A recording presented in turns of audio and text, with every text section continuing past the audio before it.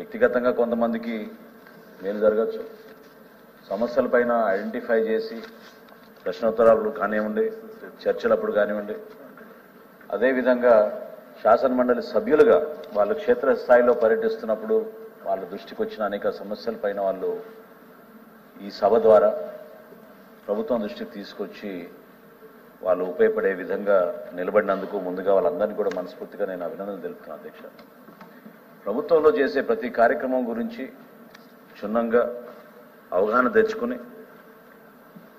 వారికి ఇచ్చిన సమయాన్ని సభలో చాలా జాగ్రత్తగా ఉపయోగించుకోవడం, హుందాగా ప్రవర్తించడం, అంతిమంగా వాళ్ళ కంట్రిబ్యూషన్ అనేది డెఫినెట్గా ప్రజలందరూ కూడా హర్షించే విధంగా నిలబడ్డారు. అధ్యక్ష, అందులో సీనియర్ మోస్ట్ శాసనసభ్యుడిగా ఉన్న యనమల రామకృష్ణుడు గారు 6 సార్లు ఆయన ఎన్నికయ్యారు.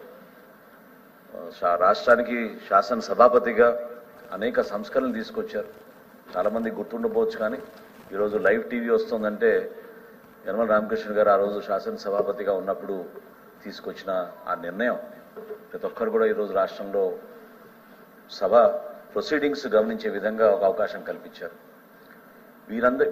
ఆయన చేసిన అనేక కార్యక్రమాల్లో కమిటీస్ గురించి చాలా ప్రత్యేకంగా ఆయన దృష్టి సారించి చాలా ఎక్స్క్లూజివ్గా కమిటీస్కి రావాల్సిన పవర్స్ కానివ్వండి, వాళ్ళ పనితీరు గురించి కానివ్వండి, చాలా లోతుగా ఆయన అవగాహన తెచ్చుకుని కమిటీస్ గురించి ప్రజలకు ఉపయోగపడే విధంగా దాన్ని మార్చగలిగారు. అదేవిధంగా ఆయన శాసన మండలి నుంచి ఎన్నికైన తర్వాత రాష్ట్రానికి ఆర్థిక శాఖ మంత్రిగా అనేక సందర్భాల్లో రాష్ట్ర బడ్జెట్ గురించి ఆయన ప్రస్తావించిన అంశాలు, ఆయన పనితీరు మనందరం కూడా చూసాం. అధ్యక్ష, నిజంగానే సీనియారిటీ ద్వారా వచ్చేది మనకి ఏంటంటే ఎక్స్పీరియన్స్.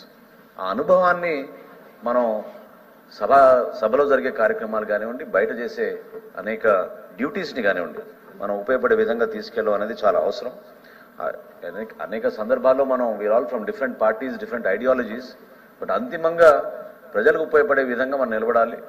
అది ఈ సభ ద్వారా ఈ గౌరవ సభ్యులందరూ కూడా చాలా చక్కగా ఆ కార్యక్రమాన్ని ముందు తీసుకొచ్చారు. అధ్యక్ష, లక్ష్మణరావు గారి గురించి నేను మొదటిసారి 2004లో శాసనసభ్యుడిగా ఎన్నికైన. అధ్యక్ష, గుంటూరు నుంచి ఆయన 2007లో ఆయన ఎమ్మెల్సీగా అయినప్పటి నుంచి కూడా అహర్నిశలు ప్రజల సమస్యల పైన, ప్రత్యేకంగా విద్యార్థులకు ఉన్న సమస్యలు, ఉపాధ్యాయులకు ఉన్న సమస్యలు, వీటితో పాటు రైతుల గురించి చాలా అద్భుతంగా ఆయన లోతుగా అవగాహన తెచ్చుకుని లక్ష్మణరావు గారు ప్రతి సందర్భంలో కూడా whether it is ZP meeting or జిల్లా డిఆర్సీ మీటింగ్ కానివ్వండి, శాసన మండలిలో కానివ్వండి, ఎప్పుడు కూడా ఆయన ప్రజల పక్షాన నిలబడి ఒక కామన్ మ్యాన్గా ఆయన నిజంగా ఎమ్మెల్సీగా చాలా అద్భుతంగా ఆయన సేవలు అందించారు. అధ్యక్ష, ఆయన కూడా మనస్ఫూర్తిగా ఈ సందర్భంగా నేను అభినందిస్తున్నాను. అదేవిధంగా అశోక్ బాబు గారు, నేను అప్పుడు శాసన సభాపతిగా ఉన్నప్పుడు అశోక్ బాబు గారు జేఏసీ కన్వీనర్గా ఉండేవాళ్ళు. రాష్ట్ర విభజన జరుగుతున్న సమయంలో ప్రతిరోజు ఉద్యమాలు జరిగేవి. ప్రతిరోజు ఎవరి అభిప్రాయం వాళ్ళు వెళ్ళబుచ్చుకుంటూ ఒక చైతన్యం తీసుకురావడానికి చేసిన కృషి మనస్ఫూర్తిగా ఆయన కూడా ఈ సందర్భంగా అభినందిస్తున్నాను. అధ్యక్ష, 6 సంవత్సరాలు పదవీ కాలం ముగిస్తున్న సందర్భంలో మనందరం కూడా what is our contribution to our society and the nation అనుకున్నప్పుడు తప్పకుండా ఆయన కూడా మనస్ఫూర్తిగా ప్రజల పక్షాన్ని నిలబడి ఆ రోజున్న సమస్యని ప్రజల్లో తీసుకెళ్ళడానికి ఎంతో కృషి చేశారు అశోక్ బాబు గారు. సో ఆయన కూడా మనస్ఫూర్తిగా సందర్భంగా నేను అభినందిస్తున్నాను. అధ్యక్ష, దువారపు రామారావు గారు కూడా ఆశ్చర్యం ఏంటంటే అధ్యక్ష, ఈ 7 సభ్యుల్లో కూడా 6 మాకు బాగా పరిచయం ఉన్నవాళ్ళు, గుంటూరులో పనిచేసిన వాళ్ళు. సో రామారావు గారు కూడా ఇదివరకు గుంటూరు కమిషనర్గా పనిచేశారు. సో ఆయన కూడా డిఫరెంట్ ప్రాంతాల నుంచి వచ్చినా కూడా ఆయన contribution to the debates in the council is really worth mentioning and appreciating. మనస్ఫూర్తిగా ఆయన కూడా అభినందనలు. అధ్యక్ష, బీటీ నాయుడు గారు though is retiring is coming back. So Naidu గారు కూడా మన తెనాలి నియోజకవర్గానికి ఇన్ఛార్జ్గా వ్యవహరించారు. సో ఆయన పనితీరు, ఆయన ఏ విధంగా పార్టీ డైరెక్షన్సే కాకుండా ప్రజల పక్షాన నిలబడి పోరాటం చేయగలిగే వ్యక్తి రాయలసీమ ప్రాంతాన్ని నుంచి ఆ విధంగా ఎదగడం అనేది మనస్ఫూర్తిగా ఆయన కూడా ఈ సందర్భంగా అభినందిస్తూ, రాబోయే రోజుల్లో కూడా మీ పదవీ కాలం టెక్నికల్గా ముగిస్తున్నా కూడా 6 సంవత్సరాలు భవిష్యత్తులో మీరు తప్పకుండా ఇంకా మరింత డిబేట్స్లోనూ సభ ఔన్నత్యాన్ని పెంచే విధంగా ఇక్కడ మన హుందాగా ఇంకా మనం అందరం కలిసికట్టుగా పనిచేసుకునే విధంగా ముందుకు తీసుకెళ్లాల్సిన సందర్భం ఇది. రాష్ట్రంలో ఎదుర్కొన్న సమస్యలను దృష్టిలో పెట్టుకుని ప్రతి ఒక్కరిలో కూడా పార్టీలకు అతీతంగా ప్రాంతాలకు అతీతంగా మనం కలిసి పనిచేయాలి. పెద్దల సభ ఆ విధంగా ప్రతిబింబించాలి. అదేవిధంగా వెంకటేశ్వరరావు గారు పీడీఎఫ్ పార్టీలో ఉన్నా కూడా ఆయన మనస్ఫూర్తిగా ఉపాధ్యాయుల తరఫున అదేవిధంగా విద్యార్థుల తరఫున ఆ ప్రాంతానికి సంబంధించిన అనేక అంశాలపైన ఆయన చాలా చక్కగా శాసన మండలిలో ప్రతి సందర్భంలో కూడా మాట్లాడారు. ఆయన కూడా ఈ సందర్భంగా నేను అభినందిస్తున్నాను. రఘువర్మ గారు అందరూ కూడా ప్రతి ఒక్కరు ఆయన గురించి చాలా చక్కగా అభినందించారు. ఆయన ప్రత్యేకత ఏంటంటే చాలా కంపోజ్డ్గా ఎప్పుడు కూడా ఆయన ఒక లైన్ దాటి మాట్లాడిన వ్యక్తిగా కాకుండా సబ్జెక్టు పైనే పరిమితమై చైర్కి మరింత సహకారం అందిస్తూ ఎప్పుడు కూడా పొరపాటు లేకుండా డిబేట్స్లో పార్టిసిపేట్ చేయడం అనేది చాలా ముఖ్యమైన అంశం. సో వీడ్కోలు సభ అనేది ఎప్పుడు కూడా మనం గుర్తించుకోవాల్సింది ఏంటంటే ప్రజా జీవితంలో మనకి గుడ్ బైస్ ఉండవు అధ్యక్ష. మనందరం కూడా క్షేత్రస్థాయి నుంచి ప్రజా జీవితంలోకి మనం అహర్నిశలు కృషి చేసుకుంటూ నిమగ్నమయ్యాం కాబట్టి రాబోయే రోజుల్లో కూడా మీరు అదే కొనసాగించే విధంగా ప్రజలకి మరింత సేవలు అందించే విధంగా తదనంతరం మన దేశానికి ఉపయోగపడే విధంగా మీరు అందరూ కూడా నిలబడతారని మనస్ఫూర్తిగా మిమ్మల్ని అందరినీ మరొకసారి అభినందిస్తూ అవకాశం ఇచ్చినందుకు ధన్యవాదాలు అధ్యక్ష.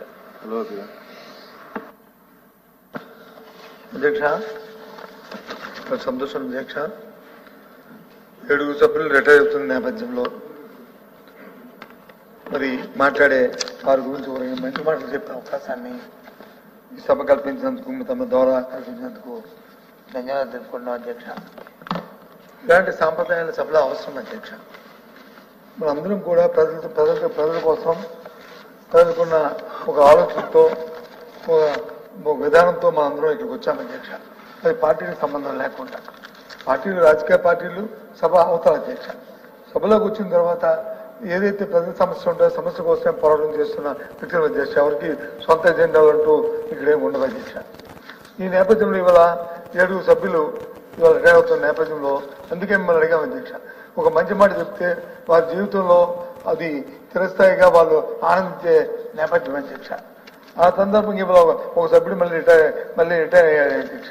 బీటీ నాయుడు గారు ఒక బలహీన వర్గానికి వచ్చిన వ్యక్తి. ఆయన మళ్ళీ రావడం అనేది చాలా సంతోషం అధ్యక్ష. శుభాకాంక్ష ఆల్ ది బెస్ట్ నాయుడు గారు. ఇంకా మీరు ఉజ్వలంగా ఉండాలని మిమ్మల్ని కోరుకుంటూ మరి ఈ నేపథ్యంలో అవుతున్న 6 సభ్యుల్లో ముఖ్యంగా యనమల రామకృష్ణ గారు మరి మీరు వాళ్ళు చెప్పి వాళ్ళు ఎలాగైనా సభకు తీసుకొచ్చుంటే బాగుండేది అధ్యక్ష. ఎందుకంటే వారి మాటలు నేను ఫోన్ చేశానండి, పెద్దలకు ఫోన్ చేశాను. మీకు ఎవరికి నేను ఫోన్ చేశాను రమ్మని, బాగుంటుందని రమ్మని. కానీ ఆయనకు అనారోగ్యంగా ఉండటం వల్ల రాలేకపోతున్నానని చెప్పాను. ఎందుకంటే ప్రత్యేకంగా వారి మాటలు సభ్యులకు అవసరం అధ్యక్ష. పార్టీతో సంబంధం లేకుండా వాళ్ళ అనుభవం వచ్చి మనకు అవసరం అధ్యక్ష. ఎందుకంటే ఆయన 83లో రాజకీయాల్లోకి వచ్చి 6 దఫాలుగా కంటిన్యూస్ గా ఆయన ఎమ్మెల్యేగా ఆయన ఎన్నికవడే కాకుండా 2 సార్లు శాసనమండలికి వచ్చాడు అధ్యక్ష. శాసనసభ స్పీకరే మరి విధిగా మంత్రులు చేయడము అది ఉండొచ్చు అధ్యక్ష. కానీ స్పీకర్ గా చేస్తూ అందులో అవసరమైన మన మనోహర్ గారికి తెలిసే అధ్యక్ష. ఆయన ఉన్న సమయంలో చేసిన కొన్ని రిఫార్మ్స్ కానీ వాటిని మనం కొనసాగిస్తున్నాం. ఈ నేపథ్యంలో ఆయన ఉండి కొన్ని 2 మంచి మాటలు చెప్పుకుంటే కొత్త సభ్యులకి వాళ్ళకి కూడా ఒక స్ఫూర్తిగా ఉండేది అనేది నా ఆలోచనతో వాళ్ళని మిమ్మల్ని కూడా రిక్వెస్ట్ చేస్తాం మీ ద్వారా.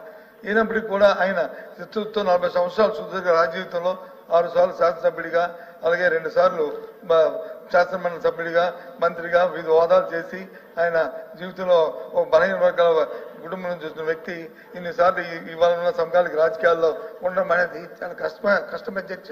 అయినా వారు తెల్లదొక్కుని ఉన్నందుకు నిజంగా మనస్ఫూర్తిగా వారిని కూడా అంటూ వారికి అలాగే వారితో పాటు